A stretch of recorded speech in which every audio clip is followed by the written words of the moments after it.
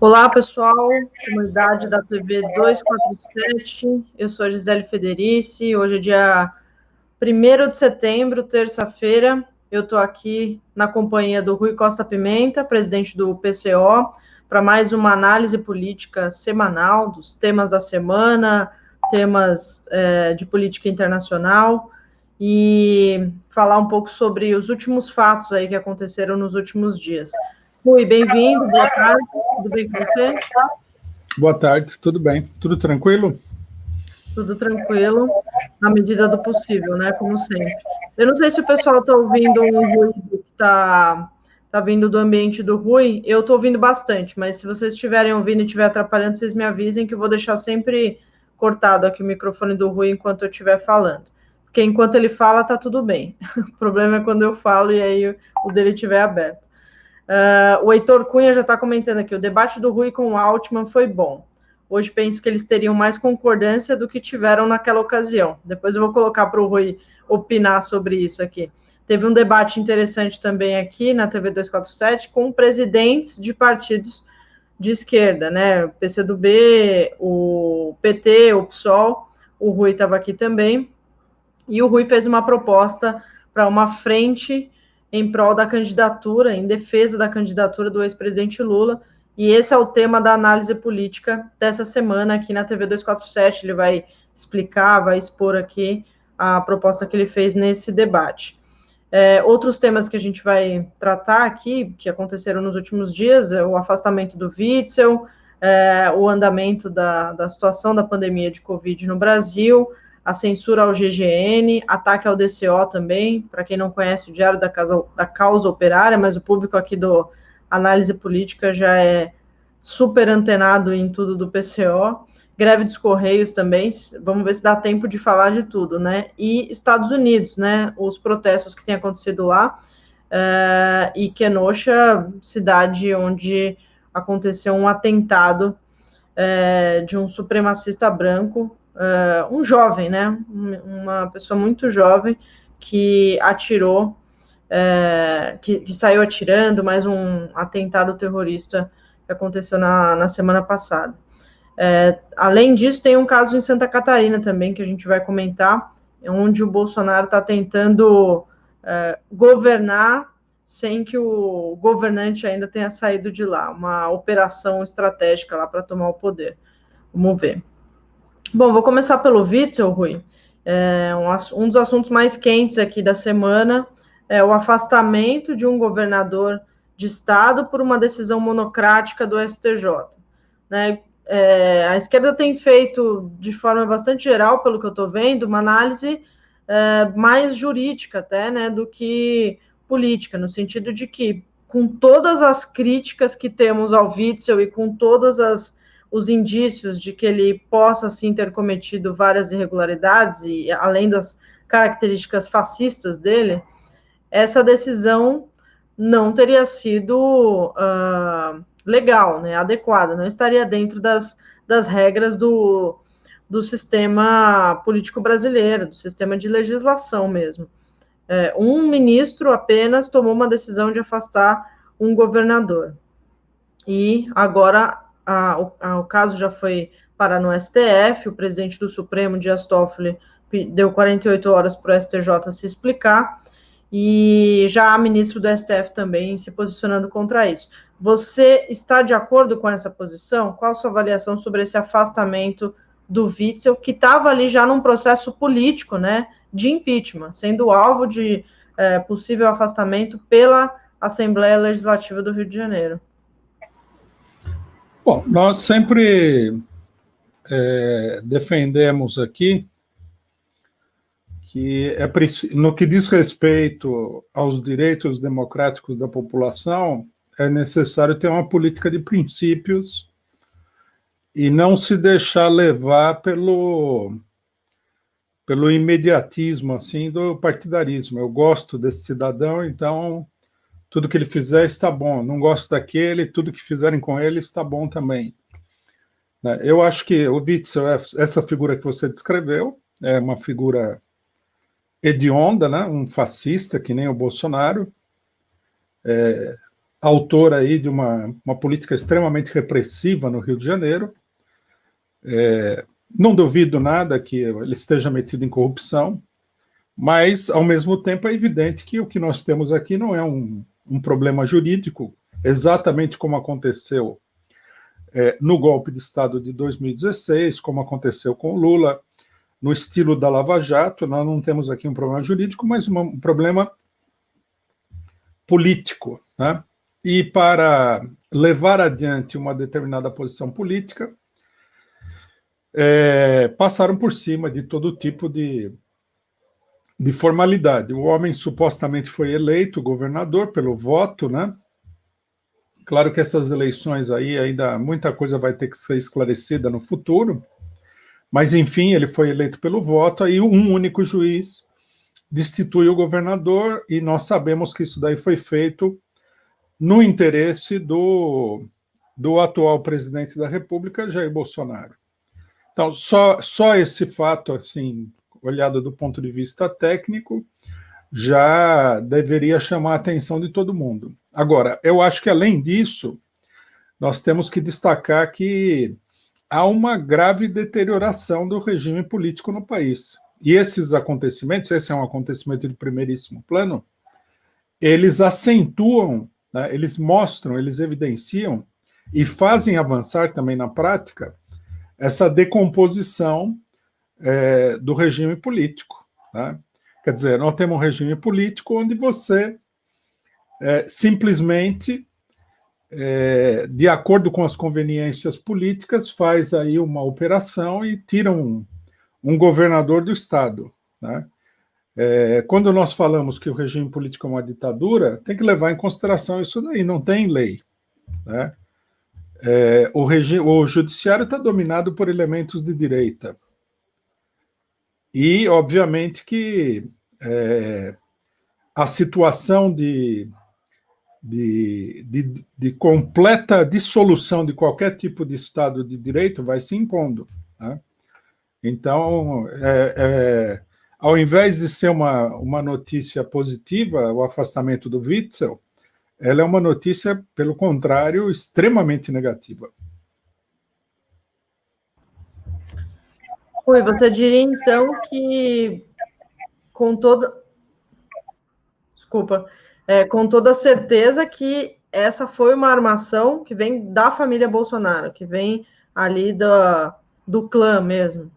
Isso daí, sem dúvida, né? Nós temos destacado aqui, eu acho importante sempre acentuar esse problema, que não existe esse negócio de luta contra a corrupção.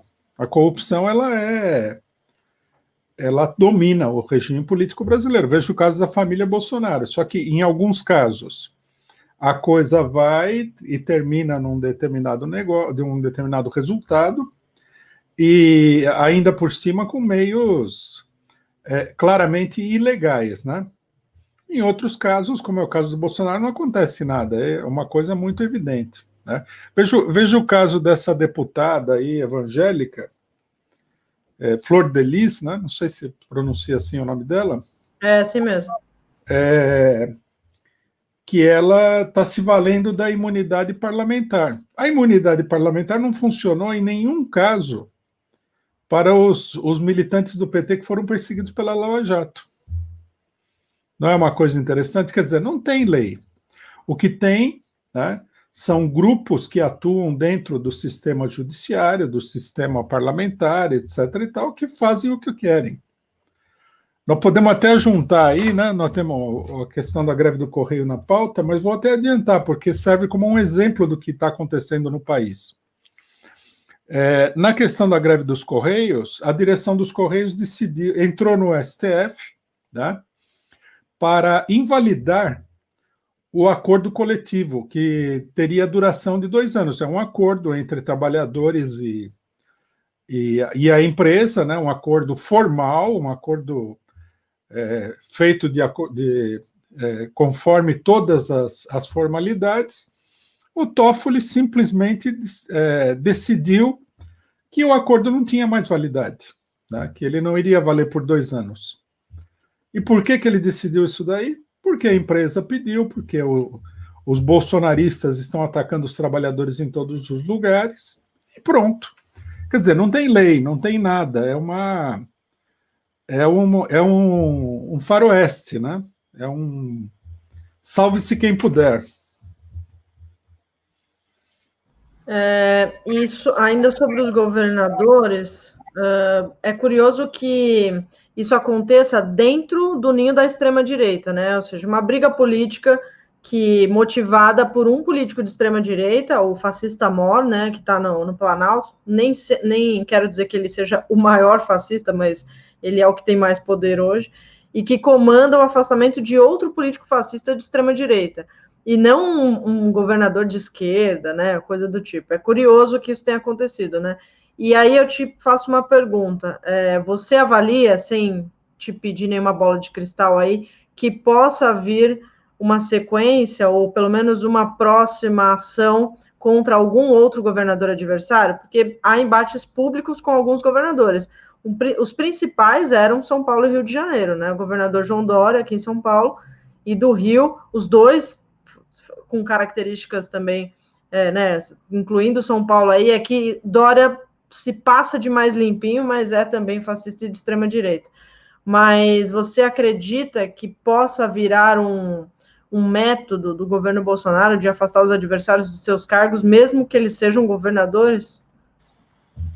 Sem dúvida. Eu acho até que o caso Dória, ele também já foi colocado em marcha, né?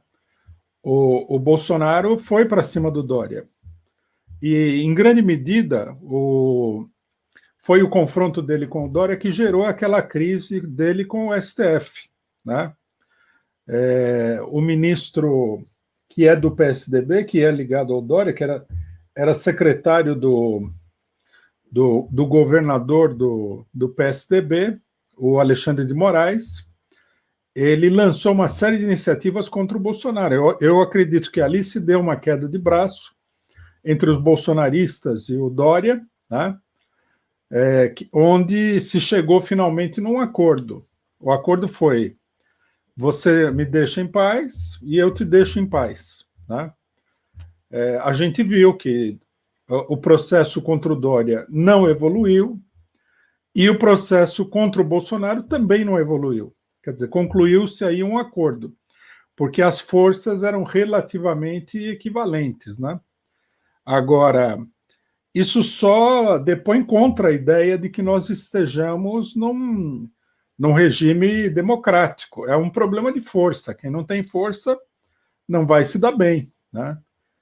Quem não tem força no interior da classe dominante e no interior, por consequência, do Estado Nacional, né? Ou seja, quantos juízes você tem, quantos parlamentares você tem, e assim por diante. Você tem militares, você tem capitalistas poderosos, etc. Porque é evidente que uma alternativa da burguesia numa eleição contra o Bolsonaro é o Dória, que na realidade é alternativa, é uma alternativa bem possível, né?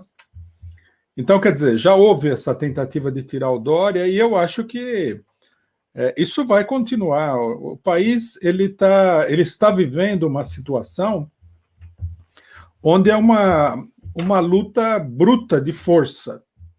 Não tem legislação, não tem nada.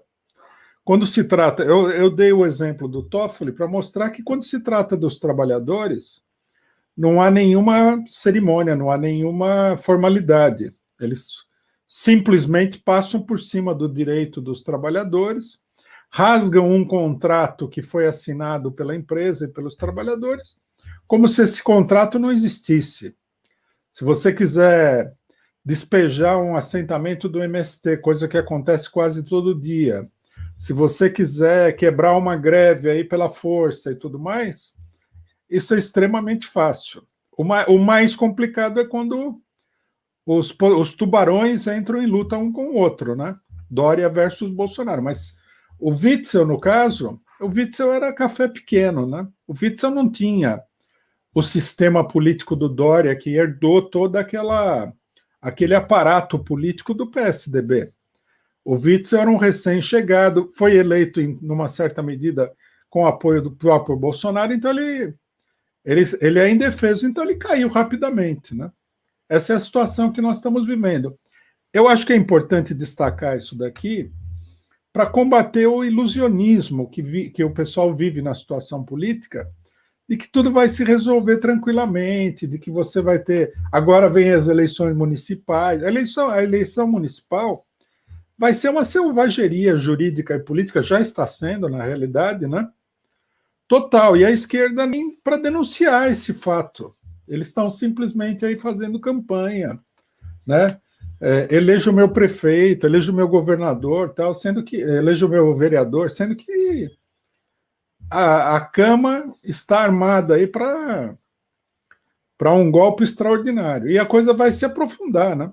Nós estamos vivendo uma transição no regime político e esses fatos todos, eles indicam que o regime para o qual nós estamos transitando é uma ditadura bem escancarada. A gente tem visto vários exemplos, né, disso, infelizmente. E a gente enxerga também não só na política nacional, né, mas, por exemplo, é um movimento mundial, né? A gente vê o Trump, como ele trata os movimentos antirracistas, por exemplo, e como tenta limar esses grupos e os discursos que ele faz também. Comentário aqui da Ana Cláudia Garcia, ela fala, não sei se foi eleito no voto, não, ninguém nunca ouviu falar em Witzel até a farsa eleitoral. Houve ali um voto, mas houve ali uma movimentação que certamente foi recheada de irregularidades, né, nessa eleição que elegeu o Witzel. E o Roberto Alves pergunta assim, a queda de Witzel em si não seria positiva do ponto de vista do enfraquecimento do regime? Ou seja, basta tirar um fascista do poder que a gente está com um sistema melhor? Como é que você responderia isso, Rui? Não, absolutamente. Primeiro que o vice do Witzel, ele ele rapidamente se alinhou completamente com o Bolsonaro, né? O que pode acontecer aí, do ponto de vista geral, é que vai haver uma disputa muito forte entre os setores tradicionais da burguesia e o Bolsonaro para eleger o próximo governador, no caso do impeachment. Me parece que a lei prevê, se o Witzel sofreu impeachment agora, uma eleição indireta para o governador. Mas isso daí não fortalece ninguém, não. Não vamos alimentar. Na política, nós temos que entender o seguinte, não é simplesmente quem cai, é como a pessoa cai e pela mão de quem ele cai. Se você, por exemplo, para fazer uma comparação, você tem um exército, esse exército invade o país e derruba o governo, bom, esse exército desse país que invadiu, é ele que vai dar as cartas. Não importa quem é que caiu, né? O que importa é quem está sendo derrubado. Esse erro foi cometido por vários setores de esquerda no golpe de 2016. Setores de esquerda aí tinham uma crítica ao governo do PT, normal, natural. O governo do PT tinha muita coisa que poderia ser criticada mesmo, né? Então eles acharam assim, se o governo do PT cai, é positivo, porque é uma crítica ao governo, e a queda do governo é sempre positiva. Nós estamos vendo que não, que quem derrubou deu as cartas. Os mesmos que derrubaram colocaram o Temer, depois colocaram o Bolsonaro. Então, precisa tomar muito cuidado com esse tipo de raciocínio. Não é nenhuma vitória, pelo contrário. O que está acontecendo no Rio de Janeiro é um retrocesso. Outra coisa seria se a derrubada do Witzel se desse por um amplo movimento popular. Mesmo que o movimento popular fosse manipulado, que é o que aconteceu, por exemplo, na queda do Collor, né, em 1992, o regime todo saiu enfraquecido, né? Foi necessária toda uma operação para reorganizar esse regime. Então é diferente. Uma coisa é você ser retirado por um poder que controla a situação, outra coisa é você ser retirado pelo movimento popular. Nós temos que fazer uma diferenciação muito clara nesse sentido. Bacana. E na esteira de governadores ainda, e falando de vice, né, já que você mencionou o vice do Witzel, tem o caso de Santa Catarina.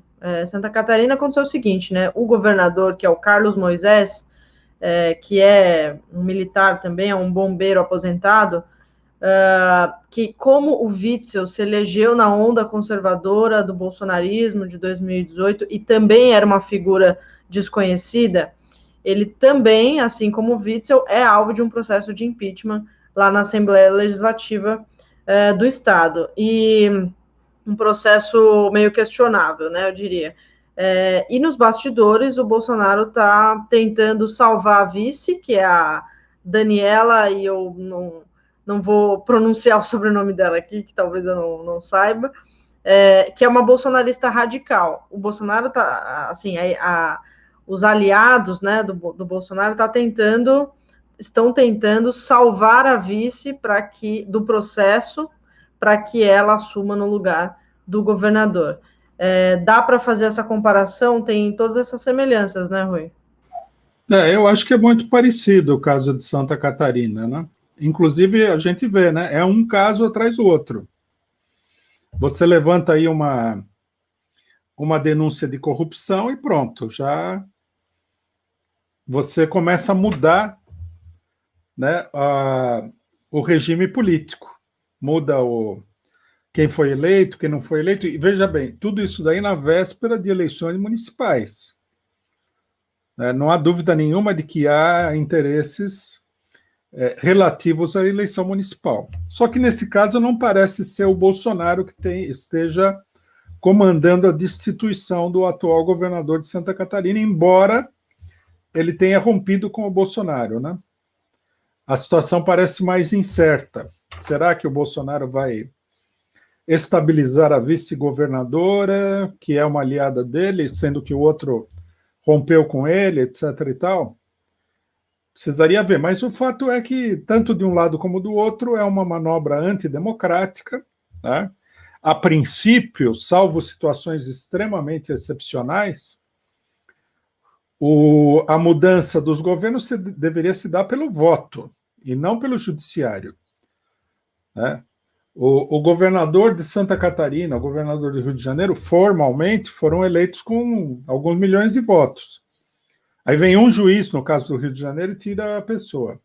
Um companheiro comentou aí que o Witzel não foi eleito com tanto voto popular. Pode ser, mas do ponto de vista formal, ele foi eleito pelo voto popular. Se ninguém conseguiu até agora provar nada em contrário, fica a suposição de que ele teria sido eleito por uma maracutaia. Mas, a rigor, todos os governadores, senadores e parlamentares foram eleitos pelo voto. E, portanto, eles deveriam ser retirados pelo voto, a não ser que alguém provasse, né, a fraude eleitoral. Nesse caso, as eleições deveriam ser canceladas. A esquerda, né, os partidos ligados aos trabalhadores, não podem dar o poder ao Estado para ficar tirando governantes. Isso é absurdo. Quer dizer, significa que o voto não vale nada. Você elege um deputado, vem alguém lá e caça o deputado. Você elege um governador, o judiciário caça o governador. Quer dizer, no final das contas, o judiciário adquire o poder de modificar completamente o mapa político do país. É um absurdo isso. Duas perguntas para você aqui, Rui. O Paulo Henrique, que diz: Rui, podemos dizer que essa é uma manobra para controlar o regime político de conjunto, uma manipulação política na tentativa de estabilizar o golpe de Estado? E a outra espera só um pouquinho aqui, do Lucas Guimarães. O caso do Witzel é um exemplo de como se coloca o problema de ganhar uma eleição sem ter uma base social para se apoiar? Uhum. Certo. São duas perguntas bem interessantes. Não, eu não acho que o caso Witzel, o caso Santa Catarina, são manobras para estabilizar o regime político. Eles fazem parte das contradições internas do regime. Há duas grandes alas, tem mais, né? Mais alas, mas há duas grandes alas da burguesia que estão se digladiando aí para definir, né, quem é que vai controlar o regime estabelecido após o golpe de Estado de 2016. Nós temos aí os militares, o Bolsonaro, todo um setor de extrema-direita, e nós temos os setores golpistas que acabaram perdendo o controle do golpe para o Bolsonaro.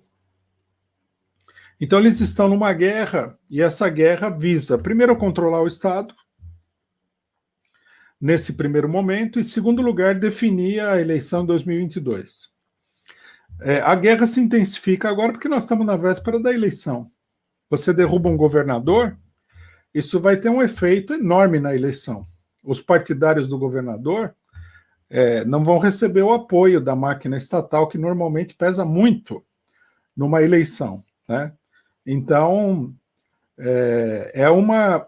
a intensidade da luta mostra como o regime político ele está cercado de contradições, ele está numa situação complexa e indefinida.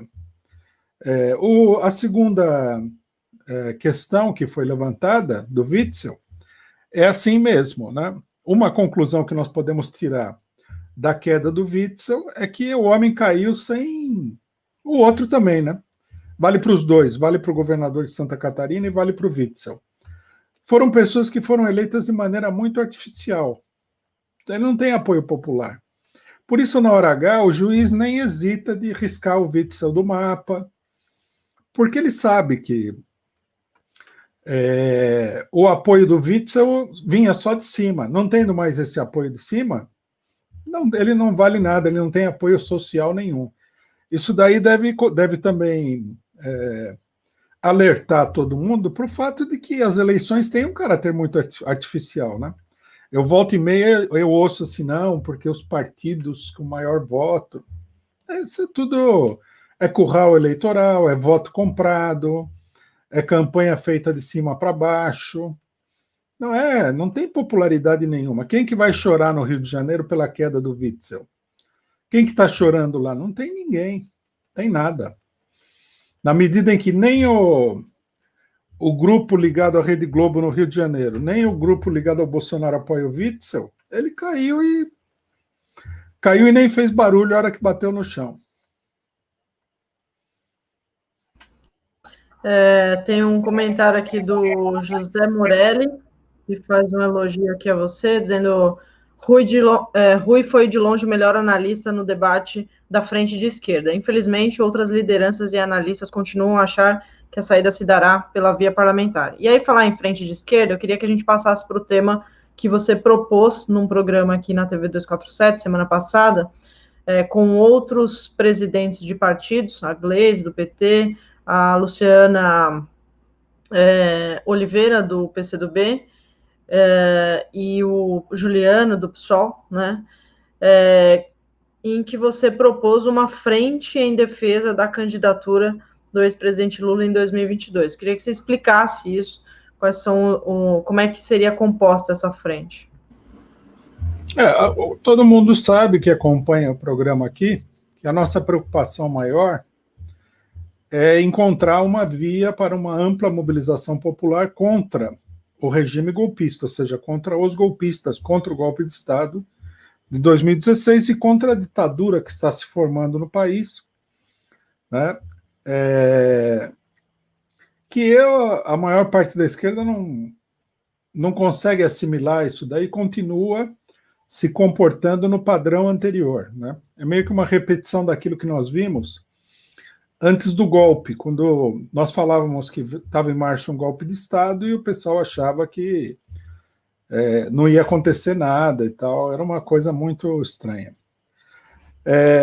A maioria das pessoas não quer se mobilizar, né? Nós temos lançado aí a ideia de que é preciso uma mobilização nacional ampla pelo Fora Bolsonaro. A esquerda até adotou essa palavra de ordem do Fora Bolsonaro, lançou aí um projeto de impeachment, mas na medida em que o Rodrigo Maia sentou em cima do impeachment lá, né, a esquerda também perdeu um pouco o ânimo de levar adiante a luta pelo impeachment. Uma parte da esquerda nem estava a favor, porque está na frente ampla e a frente ampla é contra a luta para tirar o Bolsonaro. Então, nós temos toda essa situação. O que nós levantamos foi o seguinte: já nessa altura dos acontecimentos, nós estamos em 2020, indo para 2021, já vai se abrir o debate sobre a eleição presidencial, né? Muita gente acha que o problema tem que ser resolvido através das eleições. Nós não achamos isso. Nós somos absolutamente céticos com relação à ideia de que o problema possa ser resolvido por meio das eleições. No entanto, tá, nós achamos que a eleição pode permitir uma ampla mobilização popular, né, para confrontar o regime golpista. Para explicar bem essa parte aqui, nós temos que fazer uma consideração que é a seguinte: o grande problema que nós temos aqui no país nesse momento é o problema da relação de forças entre os golpistas e a esquerda. Os golpistas, eles se mantiveram unificados na questão do golpe, né? A imprensa golpista continua atacando aí a esquerda, o PT, agora de uma maneira um pouco diferente do que da época do golpe. As instituições estão completamente dominadas, não apenas pelos golpistas, mas por uma ala direita desses golpistas, né? Veja que o centro de gravidade dentro do PSDB se deslocou dos tradicionais Alckmin, FHC, que seria uma ala mais light, apesar de todo o horror que isso aí significa, para o Dória, que é ainda mais tenebroso do que os outros. Quer dizer, há uma evolução à direita. DEM, todas essas alas políticas tradicionais perderam muito peso na situação política e a relação de forças nesse momento é muito favorável à direita. O problema aqui não consiste em ganhar a eleição ou fazer nenhum malabarismo. É preciso modificar a relação de forças. Bom, como é que nós poderíamos utilizar as eleições, que são um momento político importante, embora a gente saiba que não vai mudar nada, para mudar a relação de forças? Quer dizer, para criar uma mobilização que coloque os golpistas contra a parede. Nós acreditamos que a única possibilidade de fazer isso é a candidatura presidencial do ex-presidente da República, Luiz Inácio Lula da Silva. Depois que nós fizemos a proposta, eu vi muita coisa estranha a respeito dessa proposta, né? Pessoas criticando o Lula, que o Lula fez isso, fez aquele outro, e não sei o quê, Mas o fato é que, independentemente do que a pessoa ache que o Lula fez ou vai fazer no futuro, ele é o único candidato capaz de arrastar uma mobilização popular, né? A resposta à nossa proposta deveria ser não. Eu acho que se a gente lançar a Manuela Dávila, ela vai ter maior impulso popular do que o Lula, por exemplo. Eu acho absurdo qualquer tipo de raciocínio desse. Os outros candidatos todos, principalmente nessa relação de força altamente desfavoráveis, eles são, do ponto de vista tanto eleitoral como da mobilização popular, uns pigmeus. Eles não significam nada. A única pessoa que mantém, né, um apelo popular importante é o Lula. Então, se a esquerda efetivamente, né, está buscando uma saída progressista, uma saída positiva do golpe de Estado de 2016, ela deveria se unificar em torno da candidatura do Lula para promover essa mobilização popular. Até porque, vamos ter claro, se não for o Lula, ninguém da esquerda vai eleger candidato a presidente da República. Não tem a menor possibilidade, né? Já as pessoas hoje em dia acham que a esquerda não vai eleger nenhum prefeito das capitais. Eu não sei dizer se esse cálculo é verdadeiro ou não, mas é um cálculo dos próprios partidos de esquerda, que tem um conhecimento eleitoral bastante grande. Bom, se não vai conseguir eleger prefeito, se já diminuiu na eleição passada o número de prefeitos, diminuiu aí o peso das bancadas, os governadores, essa coisa toda, e a situação não melhorou de lá para cá, só piorou, imagine para presidente da República. Então, o correto seria né, se unificar e criar um movimento para que o próprio Lula seja candidato. A validade dessa proposta ela é dada, inclusive, pela própria direita, porque todo o esforço da direita, Operação Lava Jato e tudo mais, foi no sentido de, primeiro, tirar o PT do governo, tirar a Dilma do governo, e depois impedir que o Lula voltasse. Quer dizer que o Lula faz parte de uma contradição essencial da situação política e do regime político. Né? Nós vimos que esse problema está presente também em outros países. Caso do Equador, com o Rafael Correa, caso da Bolívia, com Evo Morales. O grande problema é o seguinte, para manter a farsa de eleições, né, você precisa garantir que você não tenha partidos e candidatos que façam sombra aos golpistas, né, que controlam o regime político. No Paraguai, por exemplo, até o momento isso é tranquilo. Os partidos tradicionais no Paraguai controlam as eleições, que não são eleições nem um pouquinho democráticas, e, portanto, eles não se preocupam muito com a esquerda que eles tiraram do governo. Agora, no Brasil não é assim. No Brasil, o Lula é um espinho entalado na garganta da burguesia. Né? E depois, é necessário ter uma política que vá além das ilusões institucionais, isso que nós estamos discutindo aqui hoje. Não há nada no que a gente possa se agarrar aí para dizer que nós vamos resolver o problema de um ponto de vista institucional. Né? Hoje, eu tinha mencionado aqui em alguns programas que um ex-governador da província de Buenos Aires, na Argentina, o Dualdi, falou que em 2021 vai haver um golpe na Argentina. Eu vi hoje que, se não me engano, foi o jornal O Globo, tirou uma matéria hoje ou ontem a respeito disso, dando um certo destaque. Quer dizer, a situação ela é cada vez pior. Né? Lógico, no próprio debate o pessoal falava, não, a situação não é tão ruim, mas isso daí é para alegrar a torcida. Né? Tem eleições agora, vamos alegrar a torcida para ver se a gente consegue alguma coisinha e tal, mas a situação é uma situação que piora a olhos vistos todos os dias e a esquerda parece que não se dá conta disso daí. Por isso a proposta, fazer uma frente de esquerda em torno do Lula. Não precisa concordar com ele, não precisa adorar o Lula, não precisa deixar de criticar o Lula, nada. Né? Uma coisa que muita gente, é capaz que muita gente não se dê conta, mas até o momento do golpe de Estado, o PCO sempre foi o crítico mais duro da política do PT no governo. Não tem nenhum partido no Brasil que chegasse perto das críticas que nós fizemos.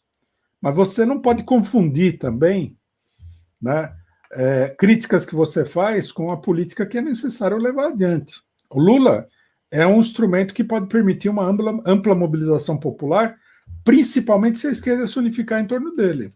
Então vamos fazer isso daí. Né? Vamos deixar aquilo que é secundário e acessório de lado. O Lula em 2002 fez não sei o quê. Tudo bem, não tem importância para o dia de hoje isso. Não está em discussão também quem é o melhor candidato. Não tem melhor candidato, só tem um candidato, que é o Lula, para realizar isso daí. Senão, qualquer um lança candidato aí, né? E como aconteceu na eleição passada, o PSOL lançou candidato, teve 500 mil votos. O PCdoB ia lançar a Manuela Dávila como candidata, ia ter também 500 mil votos. Já o candidato apoiado pelo Lula, que substituiu o Lula, teve, sei lá, 40 milhões de votos. Veja-se a diferença, né? E o Lula não é o Haddad. O Lula tem apelo popular real, né? Só uma correção, eu falei Luciana Oliveira, Luciana Santos, né, a presidente do PCdoB. E, Rui, quais foram as reações, né, e os desdobramentos dessa sua proposta no debate com os presidentes dos outros partidos? Né? Você acabou de citar aqui, né, lançar candidatos, é algo que é difícil que partidos abram mão, né? E o PT é o principal deles, né? Quando há necessidade de parceria, de alianças, em que outros candidatos de partidos menores. Às vezes tem mais voto, é difícil esse diálogo até com o PT em muitas cidades, né? Para que não abra mão de candidatura. E claro que todas as candidaturas são legítimas, mas como fazer esse debate e quais foram as respostas dessa sua proposta com essas duas questões? A legitimidade de lançar uma candidatura, mas também apoiar a candidatura que é da principal liderança de esquerda. Ninguém se colocou contra no debate, né? O que alguns falaram, acho que o presidente do PSOL e a presidenta do PCdoB falaram que talvez fosse um pouco prematuro, né, discutir essa proposta. A Gleisi, ela não falou que sim, apoiamos essa proposta, mas a colocação dela ia muito no sentido da proposta, né? Eu acho que esse argumento que foi levantado de que é prematuro é um argumento errado. Ou a gente começa a fazer isso daí imediatamente, lança um movimento primeiro para que o Lula possa ser candidato, ou não vamos conseguir esse resultado na eleição, né? Eu acho que os outros partidos deveriam abrir mão dos seus candidatos, não tem... Esses candidatos, na realidade, não têm importância nenhuma, né? Eu acho que até os partidos lucram mais apoiando Lula, né, do que não apoiando. Existe um mito aí que é divulgado pela burguesia. Eu até vi esse argumento que eu achei um argumento muito sem pé nem cabeça. O pessoal fala, não, o Lula está queimado. Bom, para um homem que está queimado, está em primeiro lugar na disputa eleitoral de 2008 e ter colocado um candidato praticamente desconhecido do país no segundo turno, precisa queimar muito mais ele ainda para que isso daí tenha algum valor. Eu acho que a esquerda tem que pensar, inclusive do ponto de vista da sua sobrevivência política, que está em jogo agora. Não é um problema de quem vai eleger o quê. É um problema de unificar todas as forças para impor uma derrota à direita e ao golpe de Estado.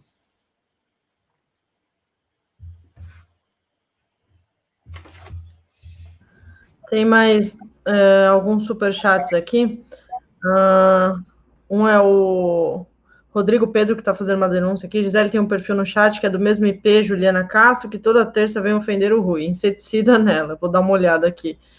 E tinham 2 superchats aqui anteriores, deixa eu resgatar. Mirela Couto, o fim do refluxo da classe operária depende dessa modificação da relação de força? Hoje vemos os trabalhadores dos Correios pouco mobilizados, mesmo após a ameaça de privatização. Como mudar isso? Né? Voltando aqui um pouco ao tema dos Correios. E Felipe Souza, que prazer ver o professor Rui Costa falar, uma voz lúcida na esquerda que não tem medo de atacar o nervo das questões que amarram a classe trabalhadora no Brasil.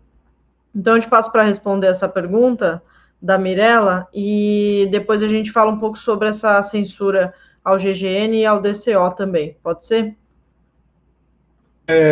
Eu acho que o caso do Correio é típico. A greve dos Correios ela enfrenta um monte de dificuldades, né? É visível que os trabalhadores estão encontrando dificuldades para reagir, inclusive a uma ameaça extremamente grande, né? Que é a privatização total do Correio.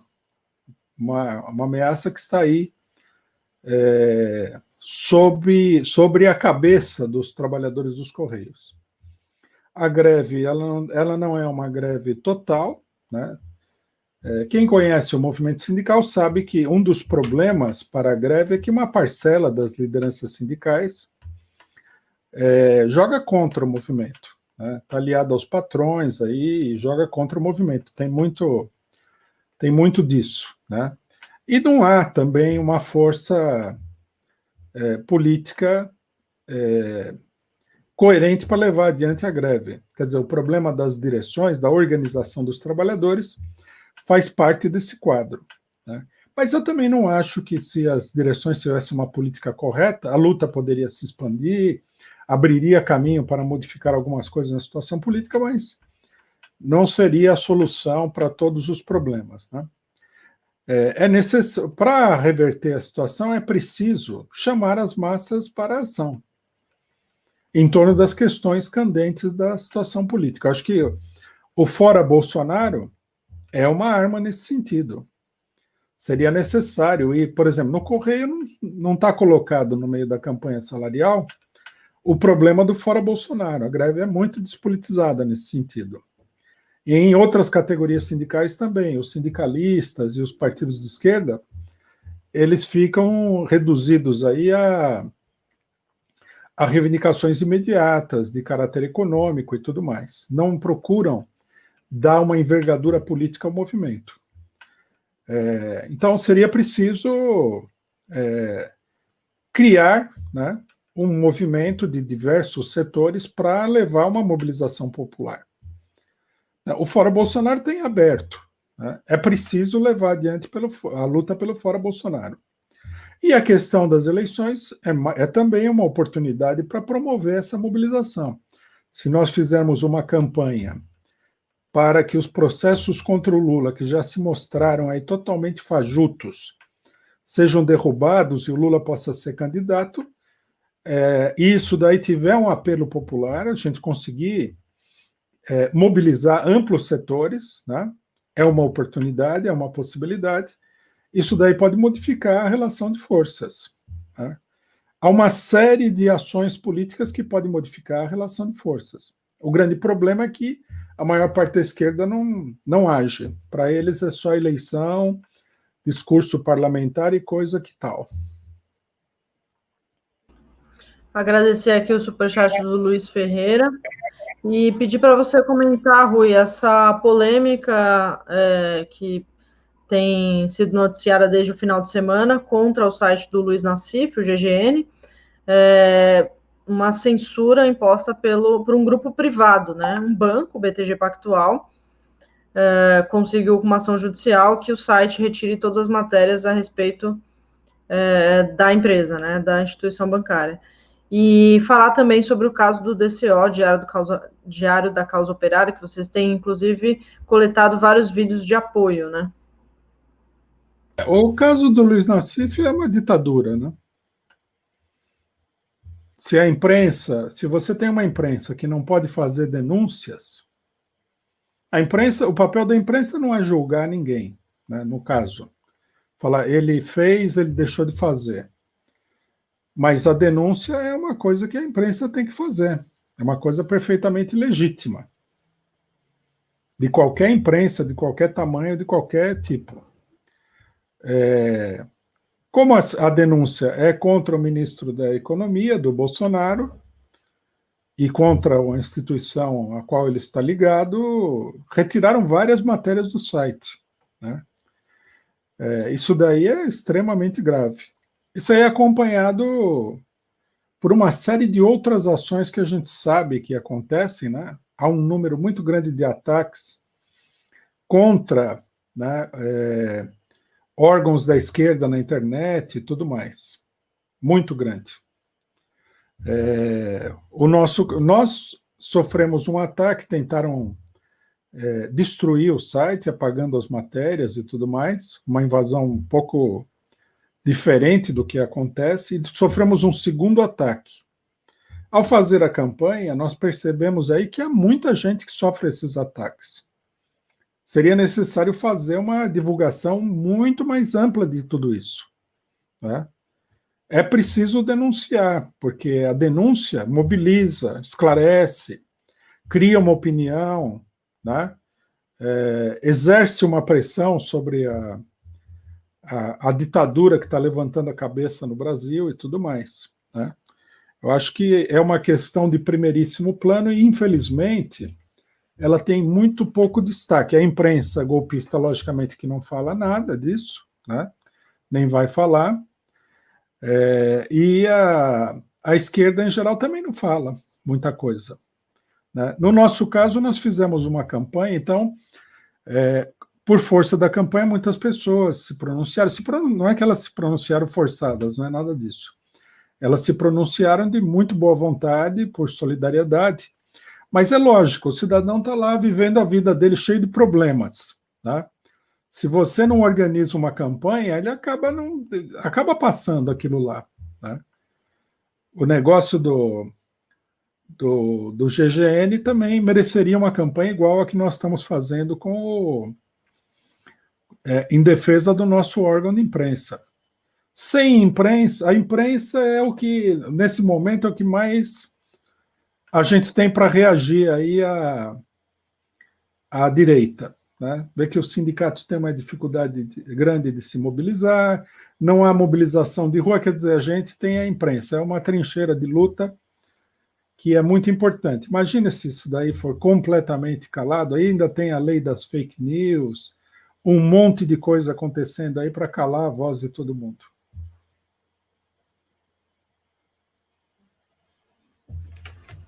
Rui, para a gente encerrar aqui, eu queria que você comentasse os protestos antirracistas nos Estados Unidos, mas com foco em dois fatos que aconteceram nos últimos dias, né? Dois casos que estão envolvidos na luta antirracista, nessa onda gigantesca que tem se levantado nos Estados Unidos contra a violência policial contra a população negra. Então, depois da morte do George Floyd, esses protestos se intensificaram bastante nos últimos meses, e aí aconteceu a morte de mais um homem negro, né, morto pela polícia, o Jacob Blake, num vídeo que circulou e que é um vídeo aterrorizante de violência policial, em que os policiais chegaram no carro dele, né, e deram vários tiros, dispararam a queima-roupa, uma cena realmente muito assustadora, e que acontece no meio desse turbilhão, né, essa coisa efervescente da luta antirracista. Agora, na semana passada, na cidade de Kenosha, mais um jovem foi lá e, próximo a protestos antirracistas, também foi lá e disparou contra ativistas que estavam por ali, né, e aí, lembrando aqui que Portland foi a cidade do epicentro, né, do George Floyd, do caso George Floyd. Então, eu queria que você comentasse esses últimos fatos e contextualizasse o que vem acontecendo nos Estados Unidos. Eu acho que os acontecimentos de Kenosha e agora de Portland, depois, né, não os anteriores, mas esse agora, eles meio que indicam uma evolução na situação de crise norte-americana. Bom, primeiro, uma coisa que eu acho que é importante destacar é que os protestos, embora sejam evidentemente por ações racistas da polícia, né, norte-americana, esse último caso do Jacob Blake, todo mundo viu a foto, é uma coisa que você olha e fala assim, esse cidadão que fez isso daí está completamente fora de controle. Ele deu 7 tiros nas costas da pessoa que estava entrando no carro, né? Uma coisa monstruosa. O protesto, na realidade, ele vai adquirindo um caráter mais geral, né? Se a gente observar as manifestações, elas não são manifestações exclusivamente da população negra. Na década de 1950, 1960, a gente via muito as manifestações predominantemente negras. Agora, a população pobre, branca, e também a população hispânica, né? Ou seja, latino-americana que mora nos Estados Unidos, vai se envolvendo nesses protestos. Eu acho que a coisa tende a se generalizar. Mas o que nós vimos aí, no caso do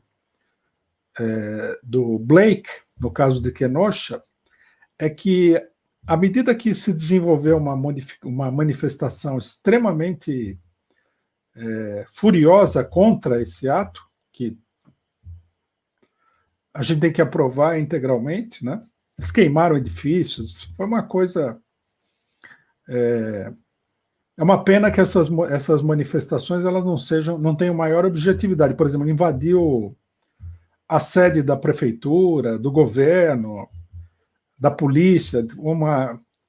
Elas não se dirigem imediatamente, porque elas são manifestações espontâneas contra os organismos de poder dentro da sociedade, né? Mas, enfim, elas são, seja lá o que eles fizeram, totalmente justificado. Aí apareceu, né, e esse foi uma coisa nova, apareceu aí um grupo de pessoas